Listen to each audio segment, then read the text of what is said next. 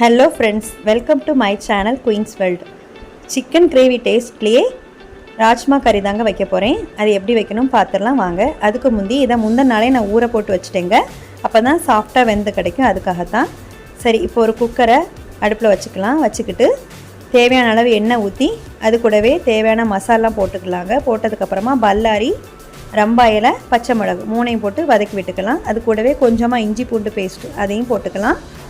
தக்காளி, ஒரு தக்காளி எடுத்திருக்கேன், அதையும் போட்டு மிக்ஸ் பண்ணிவிட்டு உப்பு தேவையான அளவு போட்டுக்கலாம். போட்டு எல்லாம் மிக்ஸ் பண்ணதுக்கப்புறமா நல்ல ஒரு வாசனை வரும். அந்த டைமில் இந்த பாருங்கள், பயிர் நல்லா ஊறி அழகாக கிடச்சிருக்கு. அந்த தண்ணியை அது கூட ஊற்றி நல்லா மிக்ஸ் பண்ணி விட்டுக்கிட்டு குக்கரில் அடைச்சி வச்சிடலாங்க.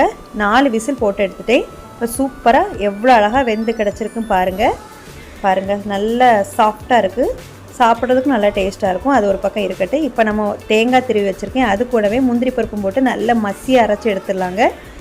அரைச்சி எடுத்த தேங்காயை இந்த நம்ம வேக வச்சு வச்சுருக்கேன்ல ராஜ்மா, அது கூட ஊற்றி நல்லா மிக்ஸ் பண்ணிக்கிட்டு தேவையான அளவு கரம் மசால் பொடி, மல்லிப்பொடி, வத்தல் பொடி, மஞ்சள் பொடி, காணாட்டா உப்பும் கொஞ்சமாக போட்டுக்கோங்க. எல்லாம் போட்டு நல்லா மிக்ஸ் பண்ணி கொதிக்க விட்டுறலாங்க.